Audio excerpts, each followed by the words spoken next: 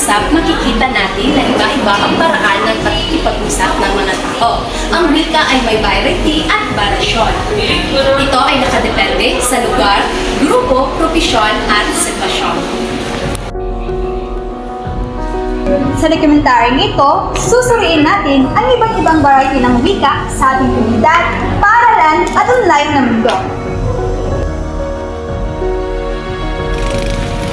Diri ra ko guys kwila, so Cebuano gyud akong ginagamit per me.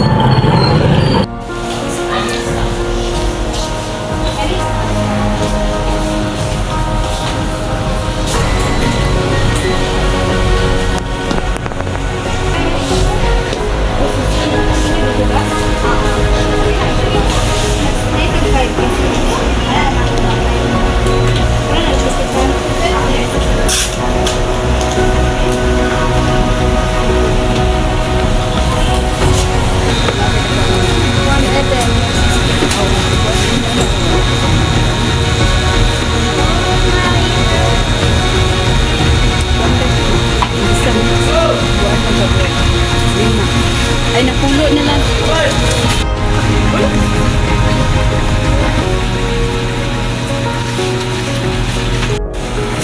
Ito ay halimbawa ng dialect dahil ito ang wikang ginagamit sa partikular na lugar o rehiyon. Sa halimbawang ito, ang ginamit ay Bisaya o Cebuano sa Mindanao. Bes, wait lang, like, super hassle talaga. Ang paggamit ng salitang like, super at chen ay bahagi ng konyo sa Siolek. Ito ay variety ng wika ng isang particular na ginagamit kadalasan sa kabataan o nasa urban areas.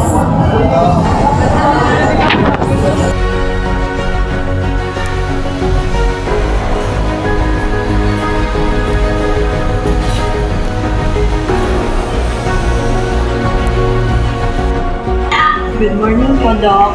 Good morning. Kumusta ka na? Nandito po ako kasi may naramdam po ako. Anong nararamdaman mo?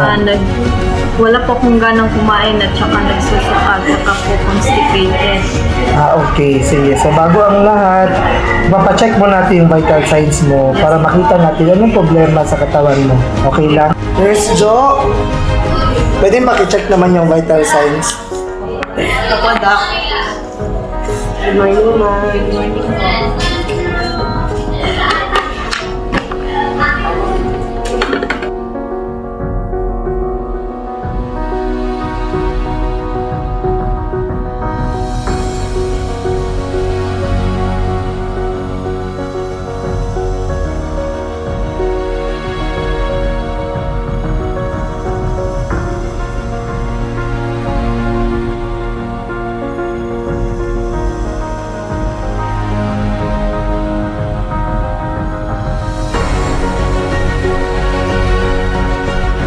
Ma'am, yung BP niyo po ay 130/90, so kailangan niyo po magpa-laboratory katulad ng TPS for blood sugar and ECG para malaman kung may komplikasyon ng Salamat po, ma'am.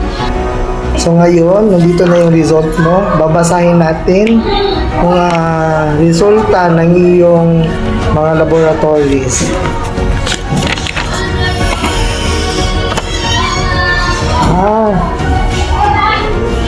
Okay naman lahat, pero ang problema lang natin, meron ka palang problema sa iyong internal organ, sa iyong intestine, no?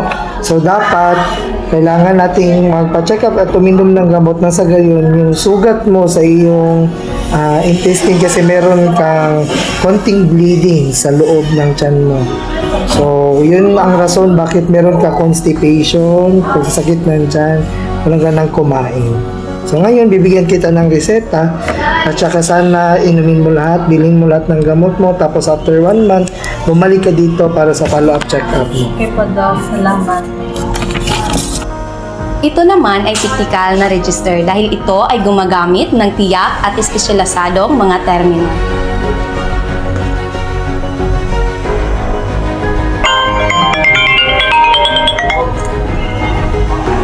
Uy, Lo, Palangga. Uy, Palangga, kamusta ka na? So ito ay etnolic, variety na ginagamit ng isang particular na pangkat etniko. Ang paggamit ng salitang palangga sa hilagay nun ay nangangahulugang mahal sa Filipino.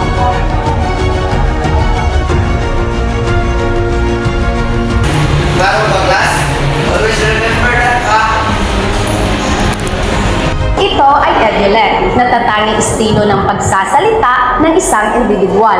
May sariling tono, paboritong mga salita o mannerism.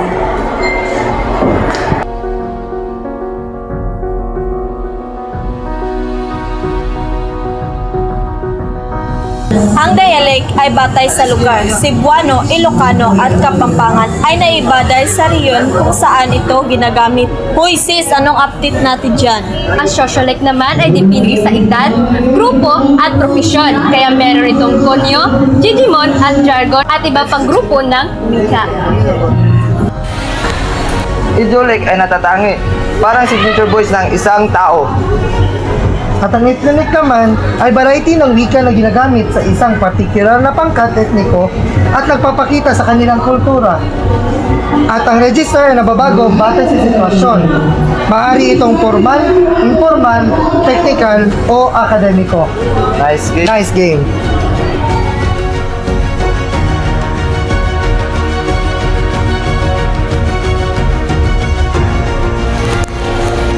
Natutunan ko na ang wika ay hindi isa, kundi marami at makulay. Iba-iba man ang paraan ng ating pagsasalita, pareho pa rin ang layunin ang magkaintindihan. Ang variety ng wika ay nagpapakita ng kultura at identidad ng bawat komunidad. Kaya mahalagang igalang at pahalagahan ang pagkakaiba ng ating wika. Sa huli, ang wika ay patuloy na nagbabago, lumalawak at nagiging tulay ng pagkakaunawaan. Sa bawat variety at barasyon, mas nakikita natin kung gaano kayaman ang ating kultura at komunikasyon.